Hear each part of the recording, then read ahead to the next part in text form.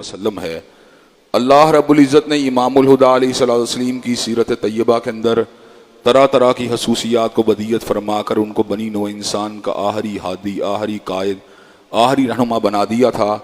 اللہ تبارک و تعالیٰ نے حضرت رسول اللہ صلی اللہ علیہ وسلم پہ اس کرم عظیم کا نزول فرمایا کہ زندگی کے اندر کوئی صبح ایسے نہیں آئی، کوئی شام اور کوئی رات ایسی نہیں آئی، دکھوں کی کوئی گھڑی اور شکل لمحہ ایسا نہیں آیا جب عرش کے رب نے اپنی تائید کو، اپنی نصرت کو اور اپنی حمایت کاملہ کو حضرت رسول اللہ صلی اللہ علیہ وسلم کے شامل حال نہ فرمایا ہو۔ اور ان تمام باتوں سے بڑھ کر یہ کہ عرش کے رب نے اپنی آخری کتاب حمید کو سید العرب والعجم، امام المتقین والابرار، حضرت اشرف الانبیاء والمرسلین، حضرت خاتم النبیین جناب محمد کریم صلی اللہ علیہ وسلم کے قلب اطہر میں نازل فرما دیا تھا۔ یہ کتاب حمید اپنے اندر ایک معنی کا، مفاہیم کا اور مطالب کا ایک سمندر ہے جو اس کے اندر سمویا ہوا ہے۔ جب بھی کبھی کتاب و سنت کے حوالے سے غور و فکر کیا جاتا ہے تو ذہن جو ہے اس کے نئے زاویے کھل جاتے ہیں، اس کے اندر نئی نئی طرح کے تخیلات اور نئی نئی طرح کی سوچیں آتی ہیں۔ کل ہی اپنے خاندان کے ایک دوست جو کہ علم کے ساتھ اور اللہ کے فضل و کرم سے تفقہ کے ساتھ بڑی ہی گہری دلچسپی رکھتے ہیں، ان کے ساتھ نرمی کے حوالے سے کتاب و سنت کی روشنی کے اندر گفتگو ہو رہی تھی تو چلتے چلاتے اس بد کردار عورت کا واقعہ زیر بحث آیا جس نے کتے کو پانی پلایا تھا۔ تو میں نے یہ بات کہی کہ جس وقت عرش کے رب نے اس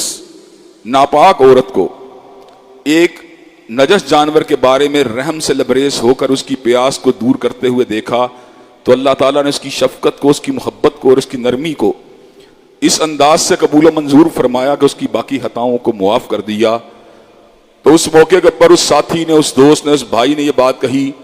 آج سے پہلے میں نے کبھی نرمی اور رحم کے حوالے سے اس واقعے کے اوپر غور نہیں کیا تھا،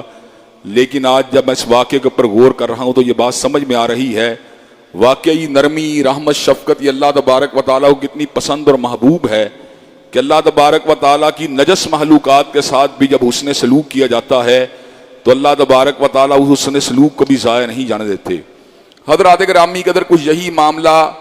کتاب و سنت کے بہت سے دیگر موضوعات اور عناوین کا بھی ہے۔ جب بھی ہم ان کے اوپر غور و فکر کرتے ہیں، تدبر کرتے ہیں، ان کی سیاق و سباق کے اوپر اطلاق اور ان کی تطبیق پہ غور کرتے ہیں تو نئے سے نئے زاویے، نئے سے نئے اینگل سامنے آتے ہیں۔ اور سچی بات یہ ہے زندگی کے آخری سانس تک علم کا، تفقہ کا، سوجھ بوجھ کا یہ سفر و سلسلہ جاری و ساری رہتا ہے۔ انسان محض سے لے کر لحد تک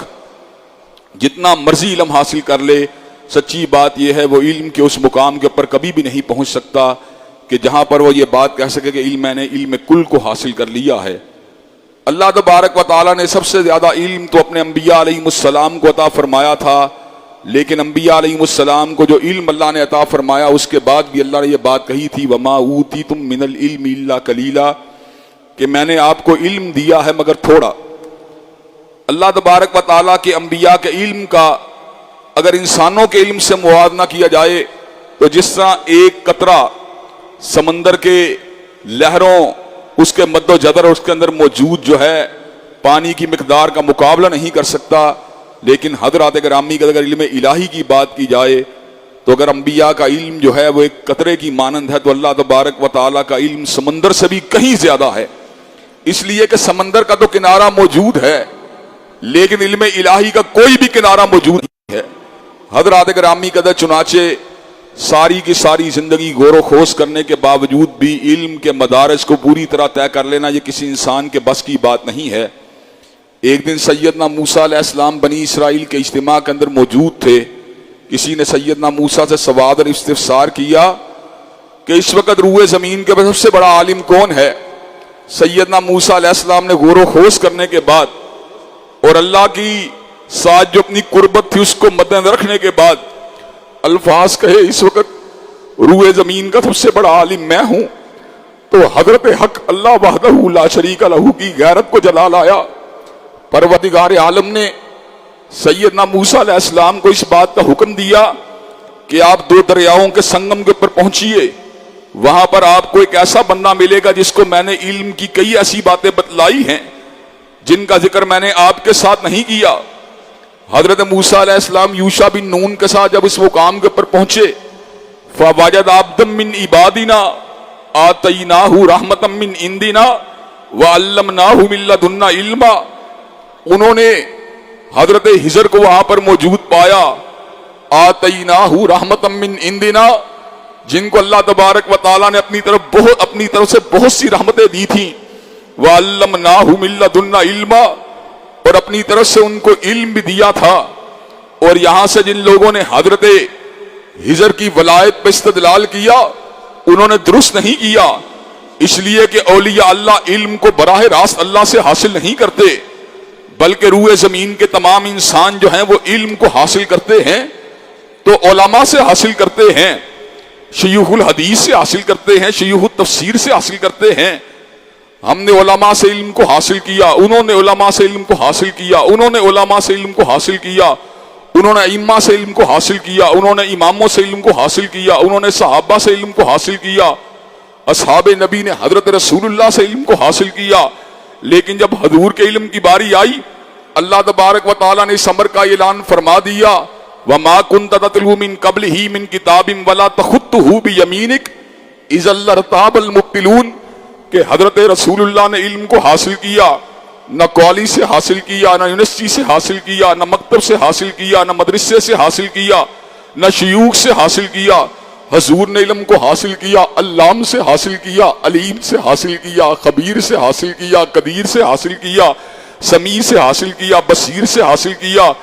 اللہ تبارک و تعالیٰ کا علم بھی علم حقیقی، اللہ کا علم ہی علم حقیقی ہے، اور علم حقیقی ہر قسم کی خطا اور غلطی سے پاک ہے. اور اللہ تبارک و تعالیٰ کے تلامذہ، اللہ کے انبیاء اور حضرت رسول اللہ کا علم بھی ہر قسم کی خطا سے اسی لیے پاک ہے کہ انہوں نے اس چشمہ صافی سے علم کو حاصل کیا جس علم کے اندر نہ گمراہی ہے، نہ بھٹکنے کا کوئی اندیشہ ہے. حضرت موسیٰ علیہ السلام جس وقت فرعون کے پاس آئے تھے تو فرعون نے کہا تھا فما بال القرون الاولی، کہ سابقہ جو لوگ دنیا سے چلے گئے ان کے بارے میں آپ کی رائے کیا ہے؟ تو حضرت موسیٰ علیہ السلام نے جواب دیا، اور بڑا ہی کمال جواب دیا، کہ علمھا عند ربی فی کتاب لا یضل ربی ولا ینسا. ان کا علم پروردگار عالم کے پاس ایک کتاب کے اندر موجود ہے، اور میرا رب نہ کبھی بھولا ہے نہ کبھی بھٹکا ہے. حضرات گرامی قدر، علم کا یہ سفر آپ کی موت کے دن تک جاری و ساری رہے گا،